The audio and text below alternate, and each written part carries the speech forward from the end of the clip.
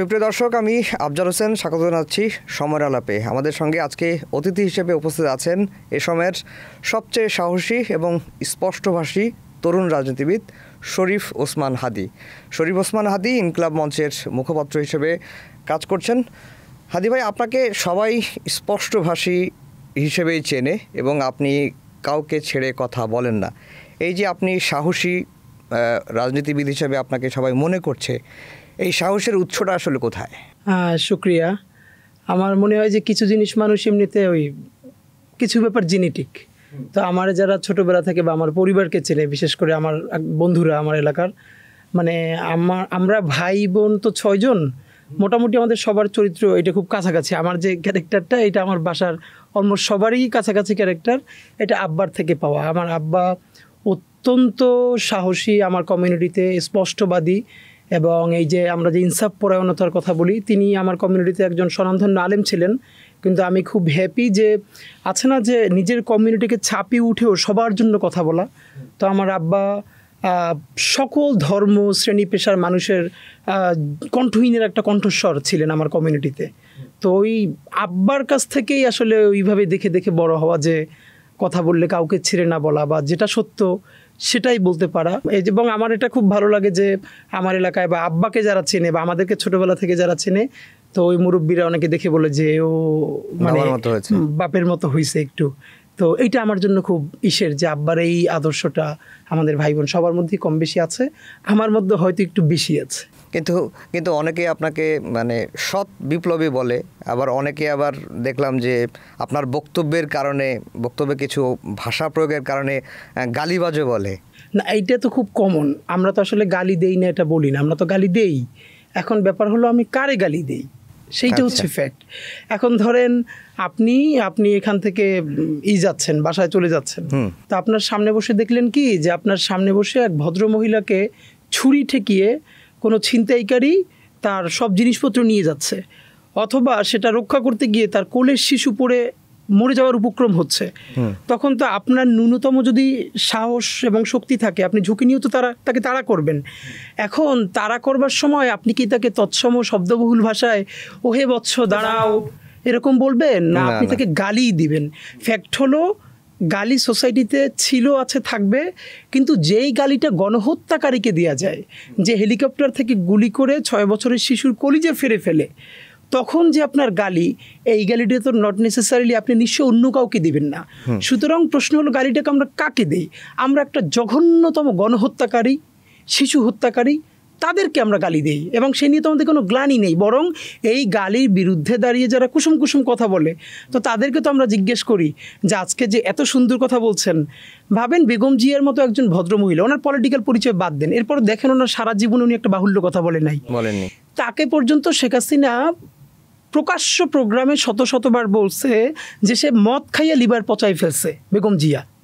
আপনি পারলে আমারে বলেন তো ভাই, বাংলাদেশের এই যে আজকে এত সুশীল লোকজন, ফাইন থাকুক, একটা লোক কি প্রতিবাদ করেছে শেখ হাসিনার যে বেগম জিয়ার মতো একজন ভদ্রমহিলাকে কোনো ধরনের ডকুমেন্টেশন ছাড়া এই যে মদ খেয়ে লিভার পচাই ফেলতেছে এই কথা বলতে পারতেছে? এইটার কোনো প্রতিবাদ কেউ করছে?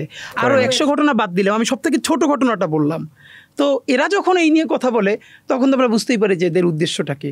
উদ্দেশ্যটা হলো এই নিয়ে আপনি হাসিনাকে গালি দিতে পারবেন না। তা হাসিনাকেও তো আমরা গালি বন্ধ করতে চাই 2টা কারণে। একটা হলো সে যদি প্রথমত এই গণহত্যার দায় স্বীকার করে বাংলাদেশের আদালতের কাছে নিজেকে সমর্পণ করে এবং আল্লাহর কাছে ক্ষমা চায়। যদিও সে যত মানুষকে হত্যা করেছে, আল্লাহরও এটা নিয়ম, আপনি যদি আল্লাহর কোনো হুকুম লঙ্ঘন করেন, আপনি নামাজ পড়লেন না, রোজা রাখলেন না, জাকাত দিলেন না, যেই রাইটটা সরাসরি আল্লাহর সাথে সংশ্লিষ্ট, আল্লাহ চাইলে কারোকে জিজ্ঞেস না করে আপনার মাফ করে দিতে পারবে। কিন্তু যেটা বান্দার হক, মানে আপনি এত মানুষকে গুম করেছেন, খুন করেছেন, হত্যা করেছেন, হাক্কুল ইবাদ, সেই লোক আপনাকে ক্ষমা না করা পর্যন্ত আল্লাহ নিজের মধ্যে সেটা রাখেন নাই যে আপনি তারা ক্ষমা করতে পারবেন। এই জন্য অনেকে বলে যে কেউ যদি কষ্ট দিতে চাও কাউরে, তাহলে নিজের বাপ মারে দিও, কারণ হলো হয়তো তোমার বাপ মাই তোমার একটু ক্ষমা করবে, অন্য কিন্তু কেউ ক্ষমা করবে না। সুতরাং হাসিনা সেটা করতে পারলে, তাকে যদি সে যাদেরকে হত্যা করেছে তারা যদি তারা ক্ষমা করে দেয়, তাহলে তো আমাদের কোনো দোষ। কিন্তু আওয়ামী লীগের মধ্যে তো কোনো অনুশোচনা নাই। এইটাই হলো ভাই সবথেকে দেখছি যে এখনো তিনি দিল্লিতে বসে ধরে ফেল, লিস্ট কর, মেরে ফেলবো, এই করবো। কালকেই একটা ভিডিও, ওনার অডিও কল শুনলাম, উনি বলতেছে এবার বাংলাদেশ সাফ করে ফেলবো। তো আমি আপনার মাধ্যমে আজকে আবারও বলি, দেখেন আপনি স্পেসিফিকলি খেয়াল করেন, আমরা গত 1-1.5 বছরের অ্যাক্টিভিজমে আমরা ওভারঅল যত মানুষ আওয়ামী লীগ করে তাদের সবাইরও আমরা কোনোদিন গালিগালাজ করি নাই। ইভেন আমি বলতে পারবো আমরা এত রাফ অ্যান্ড টাফ একটা জায়গা থেকেও আমরা সব থেকে বেশি কথা বলছি আওয়ামী লীগের বিরুদ্ধে, মিথ্যা মামলার বিরুদ্ধে। আওয়ামী লীগের নামে যত আমার এলাকায় বলেছি, আমার উপজেলা নলছিটি, সেখানে একজন কাউন্সিলর, সে 10 বছরও ঢাকায় আসে না, সে আওয়ামী লীগ করে, এটা তার একটা ব্যাপার, কিন্তু তার নামে যাত্রাবাড়ি থানা পুরানো মামলা দেওয়া হয়েছে। এখন এই যে মানে হচ্ছে কি, আপনি এরকম মিথ্যা মামলাগুলো দিয়ে একে তো হলো তাদের কাছ থেকে মামলা বাণিজ্য করে টাকা খাচ্ছেন, দ্বিতীয়ত আপনি এই মামলাগুলোর মেরিট নষ্ট করে দিচ্ছেন। 5 বছর 10 বছর পর এগুলোর ডকুমেন্টেশন হবে যে সব মিথ্যা মামলা ছিল। বরং আমরা এটা বলেছি যে এই আওয়ামী লীগ, দেখেন ফিলোসফিক্যালি আওয়ামী লীগ করা কোনো অপরাধ হইতে পারে না, যে কোনো তার পলিটিক্যাল বিলিফ থাকতে পারে। অপরাধ হইল গণহত্যা করা, গণধর্ষণ করা, জেনোসাইড করা এবং তাতে সহযোগিতা করা। যে এই আওয়ামী লীগ হত্যা করে নাই, গুম করে নাই, ধর্ষণ করে নাই, টাকা পাচার করে নাই, তাকে তো আমি কোনো মিথ্যা মামলার আসামি দেখতে চাই না, এবং এটা তার সাথেও জুলুম। আমরা যেটা বলি, দেখেন আমরা আমাদের শত্রুর সাথেও ইনসাফ চাই। এমন তো ব্যাপার না যে আমি নিজে মাজলুম, তো এর মানে কি আমি আরেকজনকে জুলুম করার গ্যারান্টি আমার উপরে আছে? না। বরং আমাদের যেটা ভয়, মাজলুম যদি কখনো জালেম হয়ে ওঠে তখন সেটা আরও ভয়ানক হয়ে ওঠে, এবং এটার প্রমাণ এখন কিছু আমরা দেখতেও পাচ্ছি। ধরেন যে সারা দেশে কত মিথ্যা মামলা হয়েছে না। এখন এই কালচারটা কেন হয়েছে? আওয়ামী লীগ কী করেছে, ওই যে গায়েবী মামলা দিয়ে সেখানকার বিএনপি জামাতের নামে শত শত মানুষের নাম ঢুকে আজীবন তাদের কাছ থেকে টাকা পয়সা খাইছে। এখন তারা উল্টো আবার আওয়ামী লীগের নামে মামলা দিচ্ছে। এই দেওয়ার ফলে হচ্ছে কি, টাকা পয়সার লেনদেন তো হচ্ছেই, কিন্তু আমাদের মৌলিক মামলাগুলোর যে মেরিট নষ্ট হয়ে যাচ্ছে সেই দায় কে নেবে? তো আপনার মাধ্যমে আমি যেটা আওয়ামী লীগের ভাই বোনদেরকে বলা, যে প্লিজ দেখেন, আপনারা একটু জাস্ট, মানুষ আছে না একটা যে ভয়াবহ অপরাধী, সেও কিন্তু দিন শেষে একটা সময় একটু নিজের উপলব্ধিটা হয়, আমি কি করলাম অথবা আমি কার জন্য কথা বলছি। আপনাদের প্রতি অনুরোধ যে আপনারা আল্লাহর হস্তে হাসিনার এই ভয়াবহ গণহত্যার দায় নিয়েন না। বরং আওয়ামী লীগের তো অনেকে বলে না পুনর্বাসন কেন করতে হবে? আওয়ামী লীগ যে লোকগুলো করেছে তাদের এখানে পলিটিক্যাল রাইট আছে না? এই যে আমাদের কিছু কিছু সাংবাদিক বন্ধুরা একটা ন্যারেটিভ নির্মাণ করার চেষ্টা করতেছেন কি, এত কোটি মানুষ আছে যারা জীবনে নৌকা ছাড়া ভোট দেয় নাই, তাদের জন্য আপনি কি করবেন? এটা তো হলো কেমন ব্যাপার জানেন? এটা একটা কেমন দাবি আমি আপনার বলি। ধরেন, এটা আপনাকে নাম করেই বলি, ধরেন আপনি একজন প্রফেশনাল কিলার।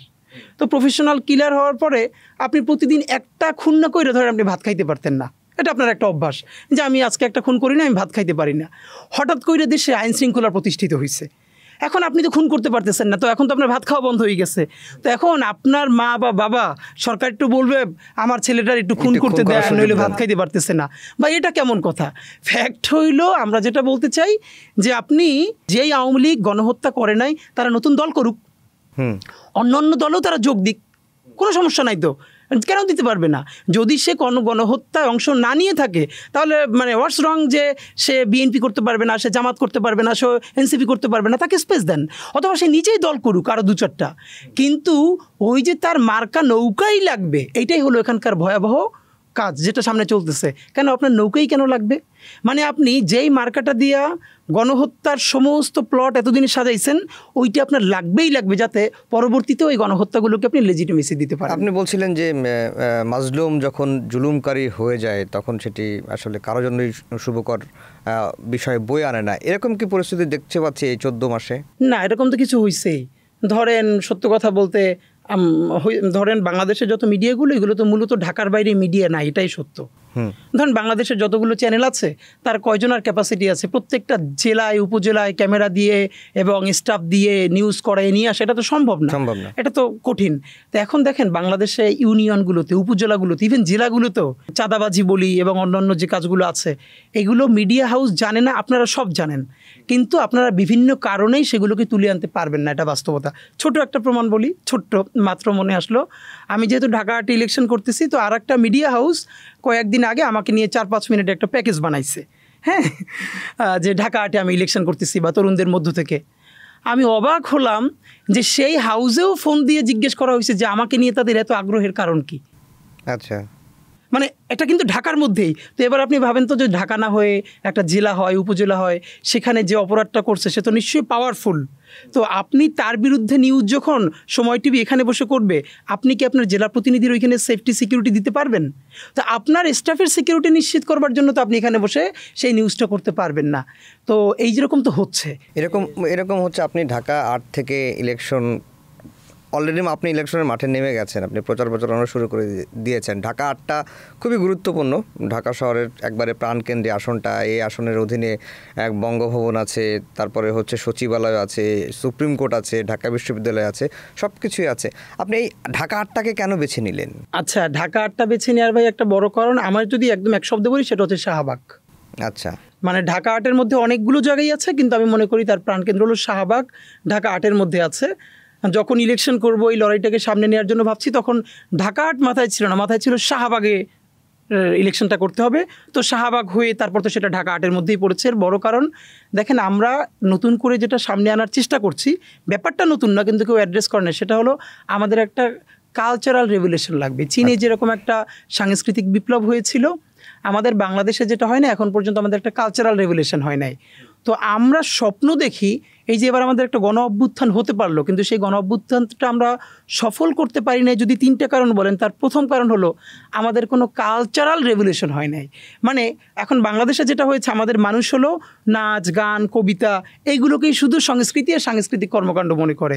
কিন্তু মানে কালচার তো হচ্ছে হোয়াট উই আর, আমরা যেভাবে ভাত খাই, আমরা যেভাবে কথা বলি, যেভাবে সব থেকে গুরুত্বপূর্ণ হলো চিন্তা করি। এই যে আমাদের চিন্তায় ঢুকানো হয়েছে এতদিন ধরে যে ঠিক আছে হাসিনা খারাপ, কিন্তু তার বিকল্প কে? আরে তার বিকল্প মধু চদু কদু, জনগণ ঠিক করবে, কিন্তু সেটা বলবার এখতিয়ার তোমার কে দিছে? তার বিকল্পকে। এই যে মনস্তত্ত্ব তৈরি করা হয়েছে, আপনি ধরেন আগামী 100 বছরে বাংলাদেশে পদ্মা সেতু হয় না, আপনি ভাইবেন আপনি কয়েকশো পদ্মা সেতু করলে একটা গুমের জাস্টিফিকেশন দিতে পারবেন? একটা গুম বলেন তো ভাই। যেই সন্তান তার মায়ের গর্ভে, তখন তার বাপ গুম হয়ে গেছে, এরপর দুনিয়ায় এখনও সে প্ল্যাকার্ড নিয়ে ঘোরে, সে তার বাবার। আপনি শুধু ভাই আপনার সন্তানটার কথা চিন্তা করেন, যে মানুষ অন্তত কি চায়, তার বাবার পাশের কবরটার পাশে বসে দোয়া করবে বছরে একবার, সে তার লাস্টের খবর পর্যন্ত জানে না। তো আপনি এই যে কতক্ষণ পদ্মা সেতু দেখাইয়া, কতক্ষণ মেট্রো রেল দেখাইয়া, আপনি কতগুলো গুম, কতগুলো খুন, শাপলা, পিলখানা, জুলাই, কতগুলো গণহত্যার আপনি জাস্টিফিকেশন দিবেন? আরও ভয়াবহ ব্যাপার হলো, এগুলোর এমনভাবে পোট্রে করা হয়েছে, পদ্মা সেতু আর মেট্রো রেল মনে হয় এটা তার বাপের পয়সায় করছে। বরং দেখেন একটা রাজনৈতিক জনগোষ্ঠী হয়ে ওঠার আকাঙ্ক্ষাটা কি। আমরা যখন বলছি যে আমাদের 1200 কোটি টাকার পদ্মা সেতু তুমি 4000 কোটি টাকায় নিয়ে গেছো, এই টাকা কি তোমার বাপের? এই টাকা তো আমাদের, আমার টাকা, আপনার টাকা, সরকার টাকা পায় কোথায় ভাই? আবার বাংলাদেশে একটা সিস্টেম কি জানেন, আপনি খেয়াল করবেন ভাই, সব কিছু সরকারি সম্পত্তি, পাবলিক না। পাবলিক খালি একটা, সেটা হলো পাবলিক টয়লেট। আরে ভাই পাবলিক মানি, এটা পাবলিকের পয়সায় হচ্ছে, বলে সরকারের আবার সম্পত্তি থাকে কিভাবে? সরকার নিজে কোন টাকা পয়সা নিয়ে আসে?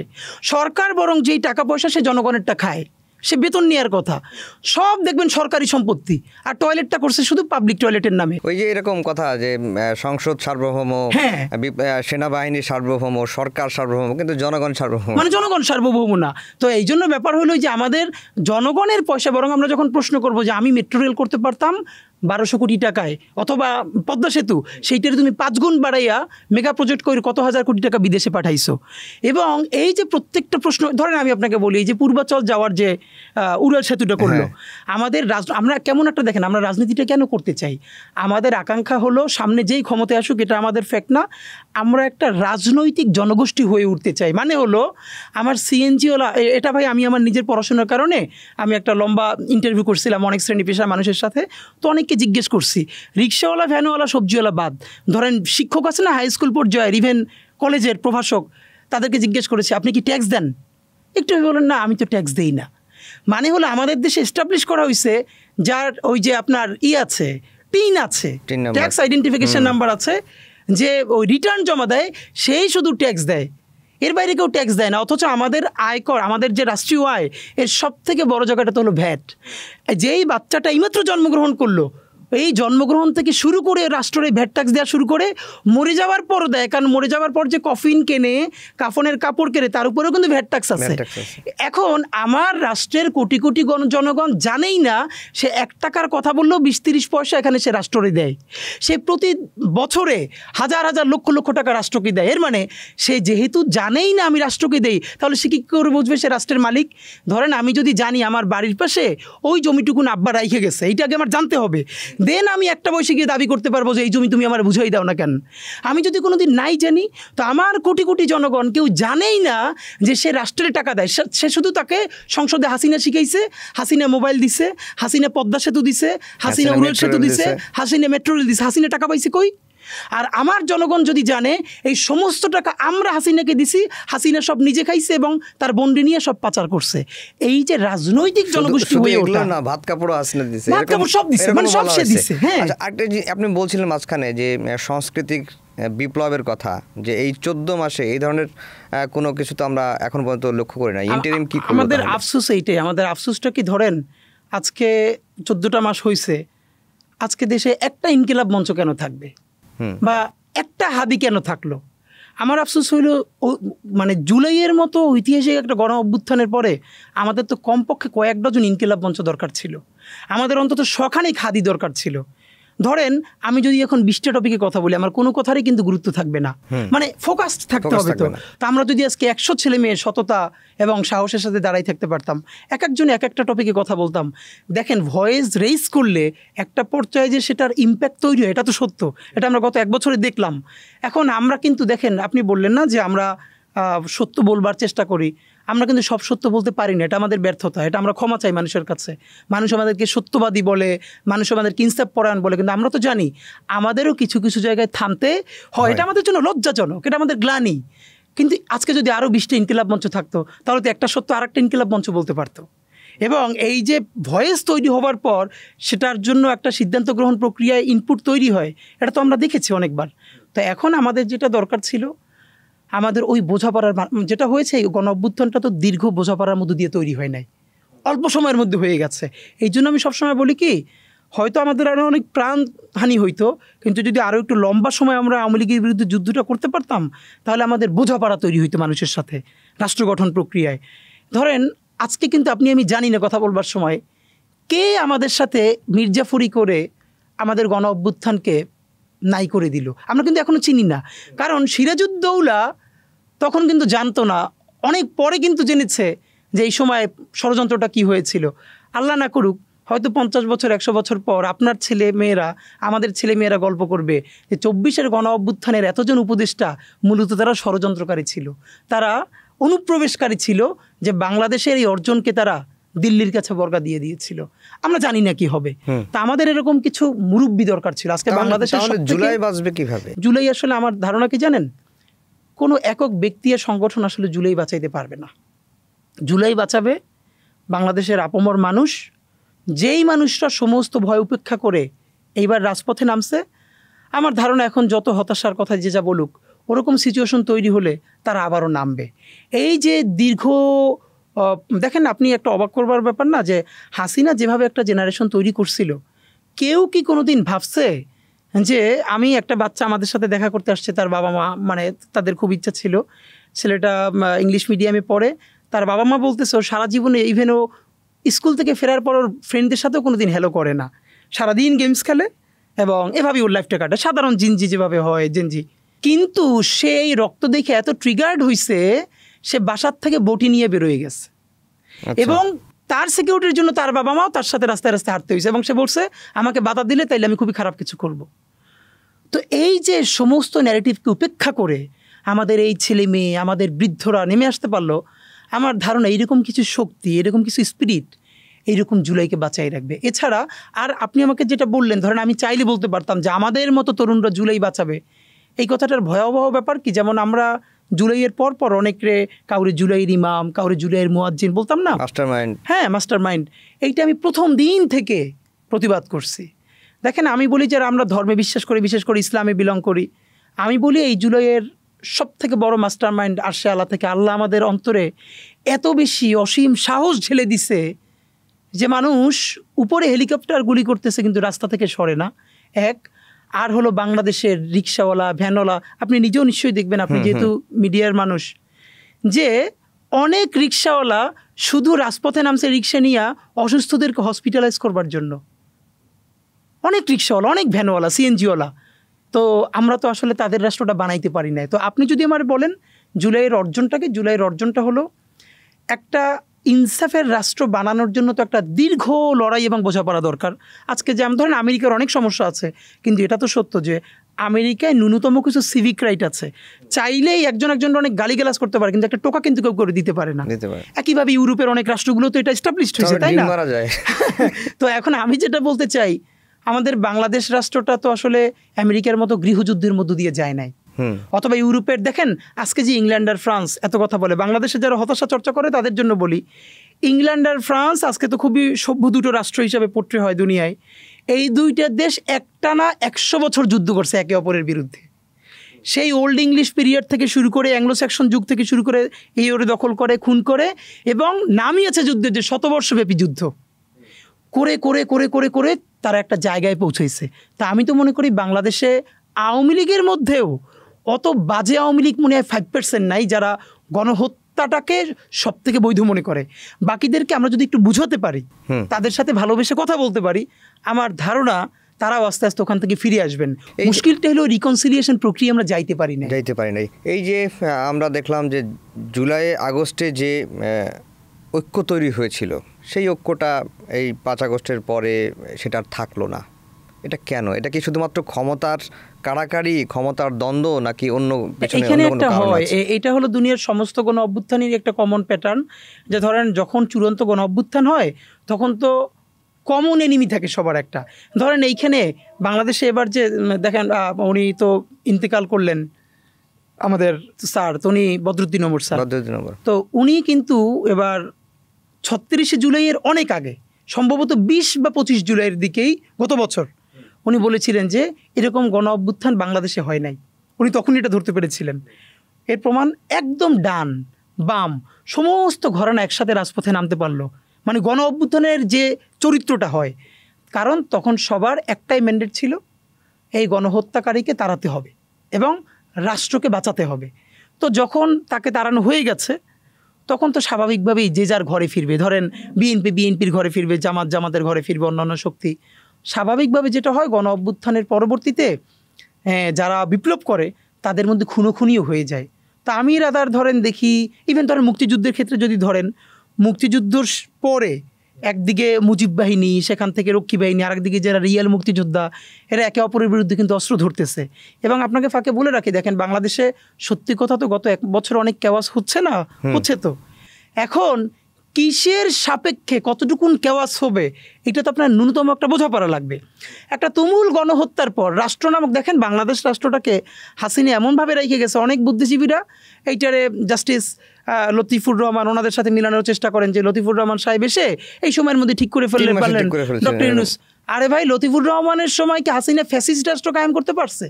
তখন কি গুম খুন আয়নাঘর? আপনি ভাবেন, আমি আপনাকে ভাই, আপনি দেখছেন কি না, আমি কিছুদিন আগে গণভবনে যে জুলাই জাদুঘরটা করতেছে, ওইখানে কিছু সিম্বলিক আয়নাঘর বানানো হয়েছে, এটা কিছুদিন পর উন্মুক্ত করা হবে। তো আমি একটা কাজে ওখানে গিয়েছিলাম, তারপরে আমি ওইটার মধ্যে ঢুকে আমাদের জাবেরকে বললাম যে একটু আটকাই দাও।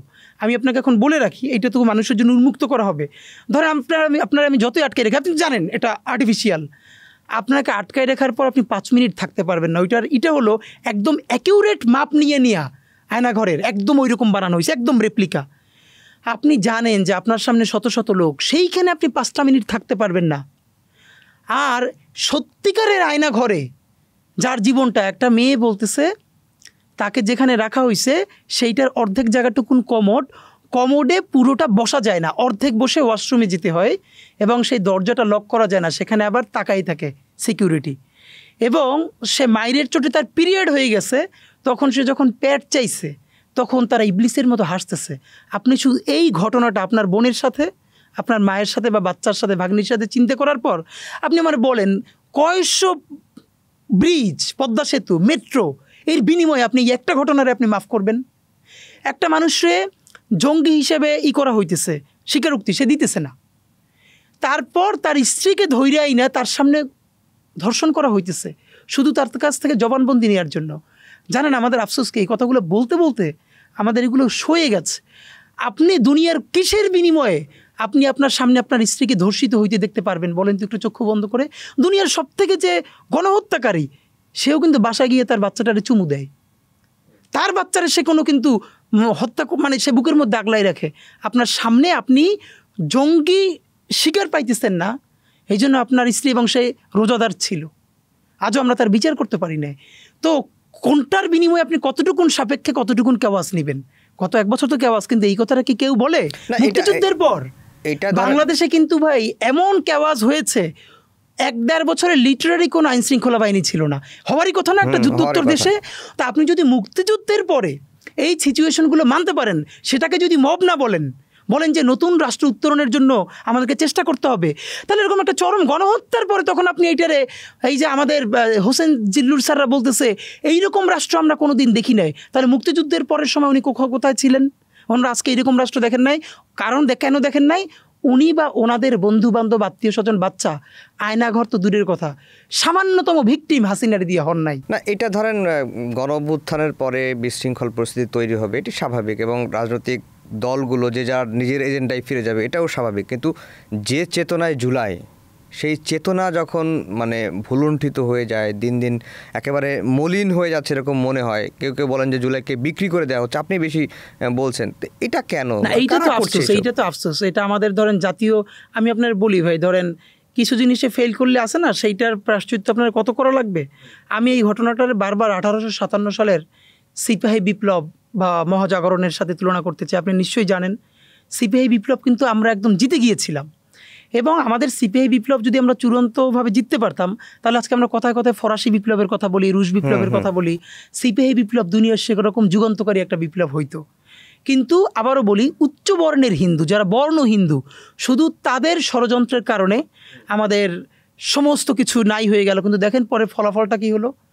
সিপাহী বিপ্লবে যারা অংশগ্রহণ করলো, আমাদের সেই সমস্ত বিপ্লবী ভাই সৈনিকরাই শুধু না, তাদের আত্মীয় স্বজনদেরকে পর্যন্ত, আমাদের জগন্নাথ বিশ্ববিদ্যালয়ের সামনে যে বাহাদুর শাহ পার্ক আছে, আপনি এখনও গেলে দেখতে পারবেন, স্তম্ভের মধ্যে তাদের নাম খোদাই করা আছে।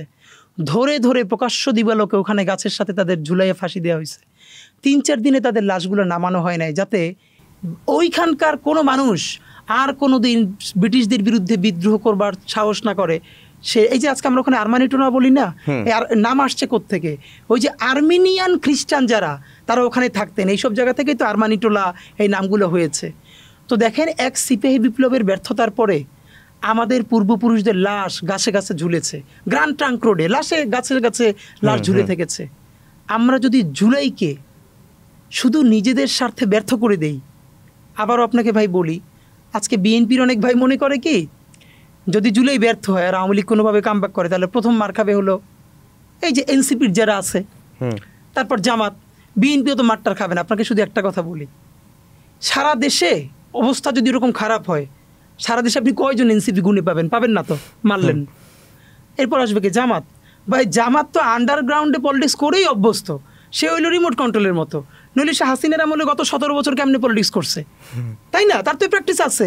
যেই দেখবে সে রিমোট কন্ট্রোল দেখবে কেউ নাই, এবার বলেন এনসিপিও নাই, জামাতও নাই, আর আমার মতো ওসমান হাদি কয়জন, হয়তো একবারই মাইরে দিবেন গেল। এরপর বলেন তো আওয়ামী লীগের সামনে শত্রু কে? একমাত্র বিএনপি। কারণ বিএনপির আন্ডারগ্রাউন্ড পলিটিক্স করারও প্র্যাকটিস নাই, আর তার লক্ষ লক্ষ মানুষ।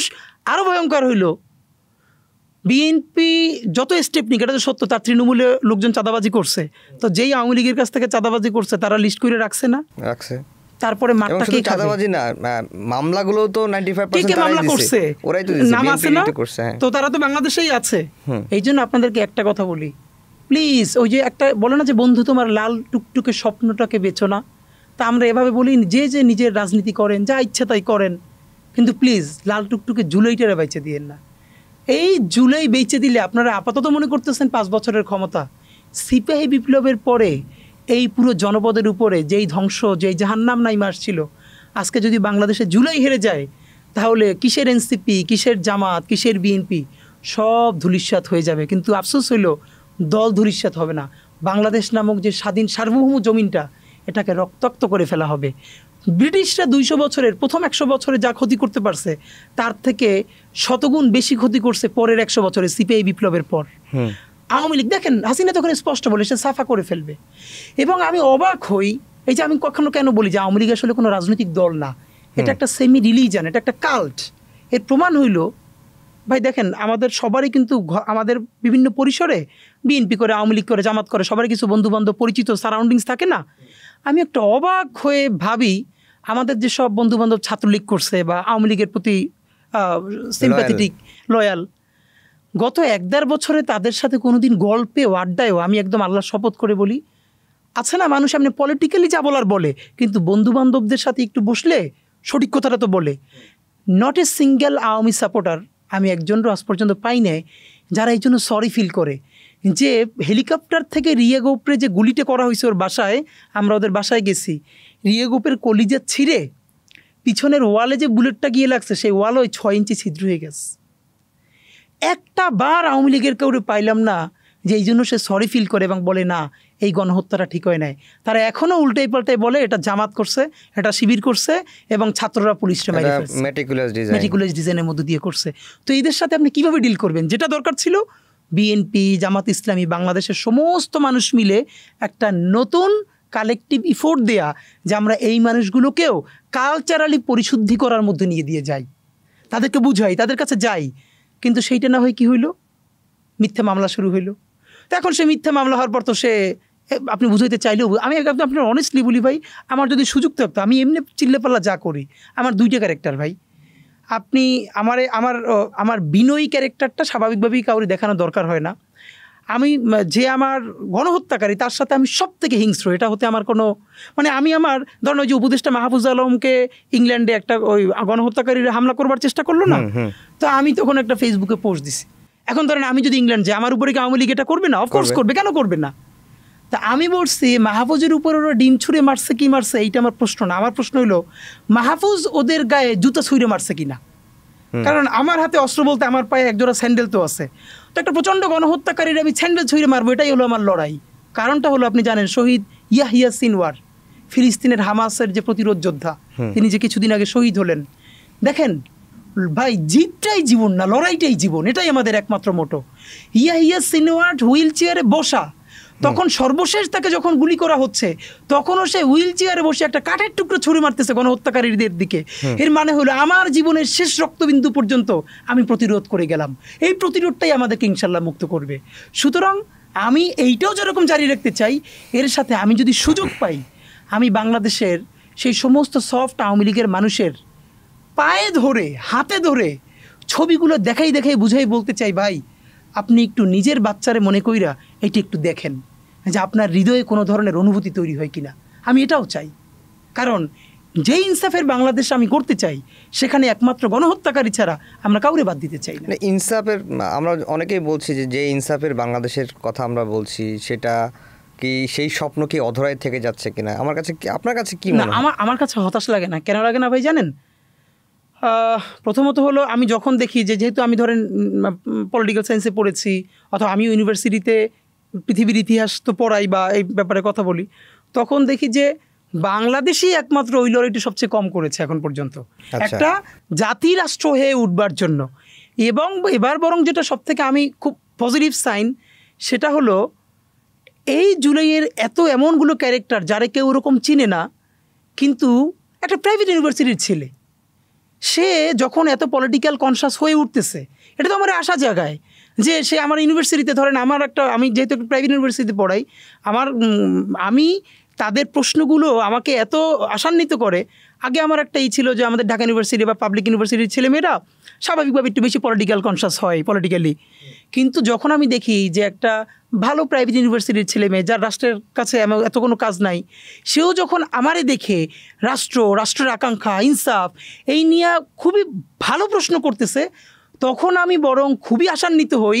যেহেতু প্রশ্ন করতে পারতেছে, এর মানে বাংলাদেশ, রাষ্ট্র, ইনসাফ এই জিনিসগুলোর মাথায় একটু হলেও আছে, এবং যেহেতু আছে সুতরাং লড়াইটা চলবে এবং এই লড়াই একদিন ইনশাল্লাহ আমরা জিতবই। হাদি ভাই, আপনার সাথে কথা বলতে গেলে আরও সময় লাগতো। আমরা আজকের মতো এখানেই শেষ করছি। আমাদের সময়ের আলাপে সময় দেওয়ার জন্য আপনাকে অসংখ্য ধন্যবাদ। দর্শক, আমাদের সঙ্গে এতক্ষণ যুক্ত ছিলেন ইনকিলাব মঞ্চের মুখপাত্র শরীফ ওসমান হাদি, যাকে সবাই সাহসী এবং স্পষ্টভাষী তরুণ রাজনীতিবিদ হিসেবে ছিলেন। সবাইকে আবারও শুভেচ্ছা জানিয়ে শেষ করছি আমাদের আজকের আলাপ।